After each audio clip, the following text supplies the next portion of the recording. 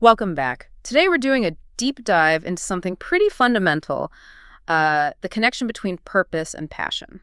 That's right. We're using the Breakthrough Bulletin, specifically their issue on purpose and passion, as our guide. And the goal here is really to shortcut the process for you. Exactly. The bulletin itself is framed as a practical way into living intentionally.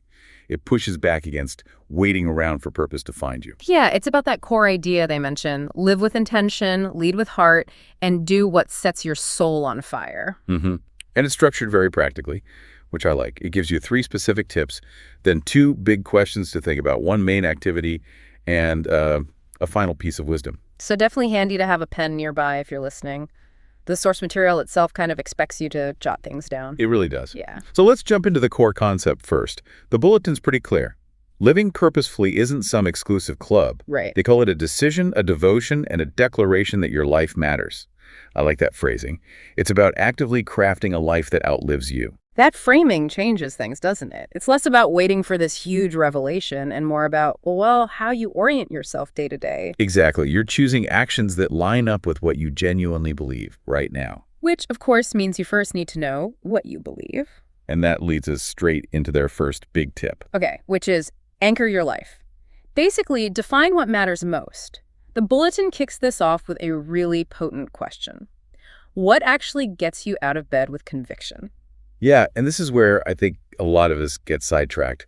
It's just so easy to chase the next thing society dangles, the promotion, the recognition. The stuff that looks good on paper. Right.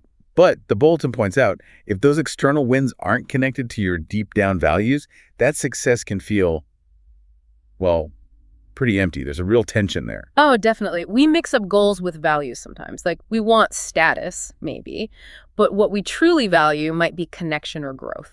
And the bulletin insists purpose has to be rooted in those non-negotiables, those internal principles.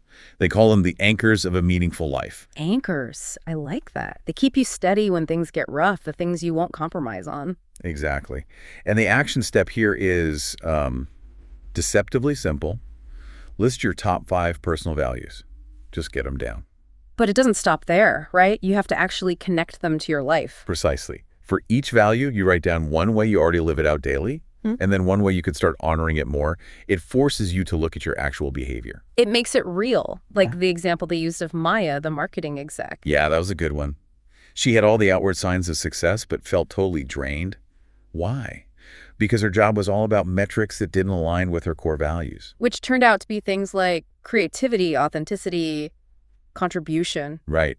And once she got clear on those anchors, she didn't just quit her job. That's the common trap, thinking you need a massive change. No, she found ways within her existing structure, like mentoring younger colleagues, using her skills for causes she cared about. And that's the power of tip 1, really. Knowing your values gives you the clarity, maybe even the permission, to shift your focus and energy towards what genuinely matters, even within your current situation. That clarity really sets the stage for the next part. If values are the deep anchors, then passions are like the clues scattered along the path. Which brings us to tip 2. Notice what energizes you. So looking for those breadcrumbs, as the bulletin calls them. Those moments when you lose track of time, feel fully engaged, or just feel most authentically you, that's where your passions show up. But here's where I always get a bit stuck. What if the thing that gives me energy is like playing a really complex video game for hours or getting lost in a TV show? How does that translate to, purpose? That's a really fair question, and a common one. The bulletin isn't saying the activity itself has to be your purpose. It's suggesting the feeling and the underlying skills involved are the important clues. So the microstep activity gets at this. Reflect on maybe 3 recent times you felt that flow state. Ask yourself, what was I doing? Who was I with? But the key question is, what themes emerge? So maybe it's not about the game itself, but the intense problem solving or the strategy or mastering a complex system. Exactly. You're digging underneath the surface activity. Look at the example of Jade, the project manager. Right. Her job was all logistics, very structured. Which she was good at. But where did her energy really spike? It was when she was facilitating creative brainstorming sessions. That was the breadcrumb. And she noticed that. She didn't quit project management. No.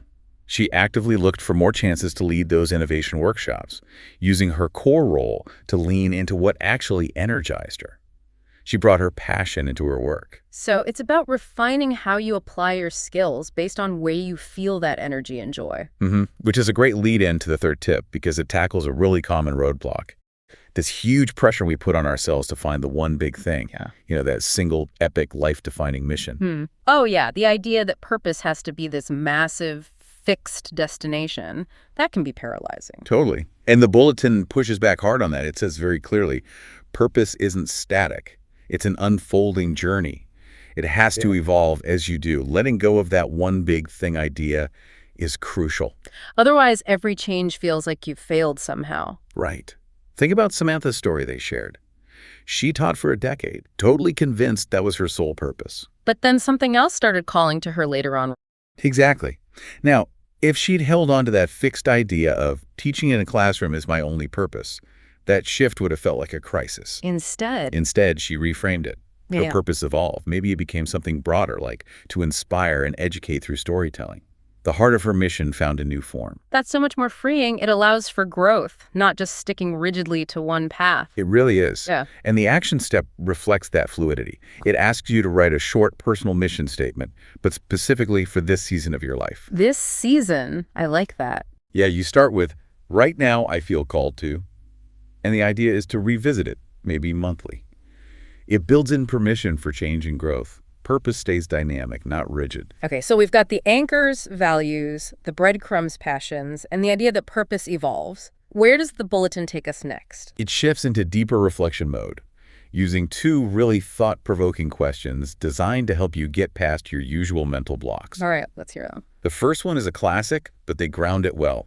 What would I pursue if I knew I couldn't fail? The fear bypass question. Pretty much. Fear keeps so many dreams locked up. This question just invites you for a moment to imagine those barriers, practical, financial, whatever, just gone. What desire is hiding underneath? And the point isn't necessarily to immediately go do that thing. Not necessarily. The activity is simple. Set a timer, maybe 5 minutes, and just free write, starting with, if failure wasn't an option, I would. The real power is just in naming it, getting it out of the shadows. And then they suggest highlighting one idea that feels both exciting and a little scary. Yeah, that combination, the thrill mixed with a bit of apprehension, that's often where real growth lies. It points to something that stretches you. Okay, makes sense. What's the second question? This one encourages a different kind of listening, tuning into your intuition. It asks, where am I being pulled? Even if I can't yet explain why. That's about those subtle nudges, right? The little curiosities or recurring thoughts we often dismiss because they don't seem logical yet. Exactly. We try to rationalize everything, but sometimes guidance comes as just a quiet pull. So, to honor that, they suggest creating a pull list. A pull list. Yeah. For a week, just jot down anything that grabs your attention or sparks your curiosity. Could be a book title, a cause you see online, a skill someone mentioned. The rule is no filtering, no editing. Just capture the raw data of what's drawing you in. And then you review it later. At the end of the week, yeah.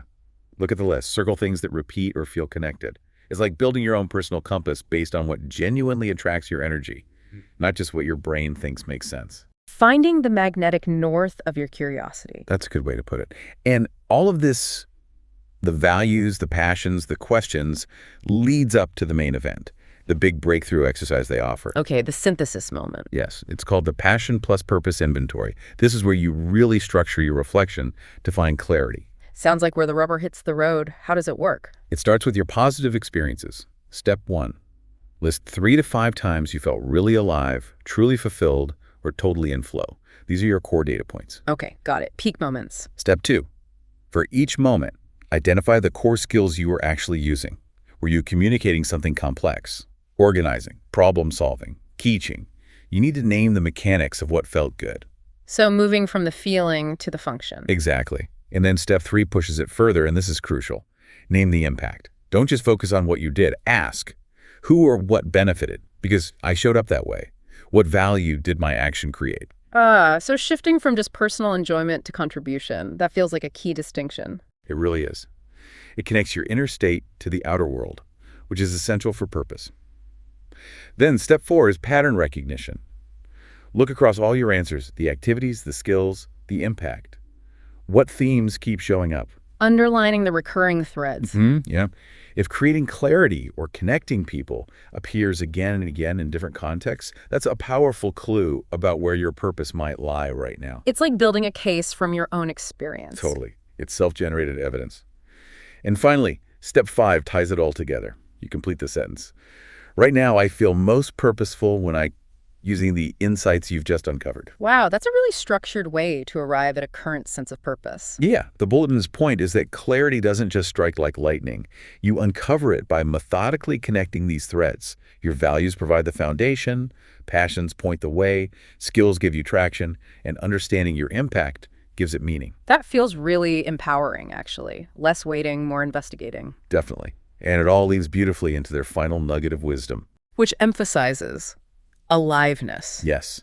It's a quote from Howard Thurman, and it's fantastic. He said, "Don't ask what the world needs. Ask what makes you come alive and go do it. Because what the world needs is people who have come alive." Wow. That pushes back against the whole sacrifice yourself for the greater good narrative, doesn't it? It really does. Yeah. The bulletin's underlying message seems to be that your genuine aliveness, following what truly lights you up, is your greatest contribution. It's not selfish. It's essential. So the path to making a difference, to leaving that legacy, starts with tending to your own inner fire. Precisely.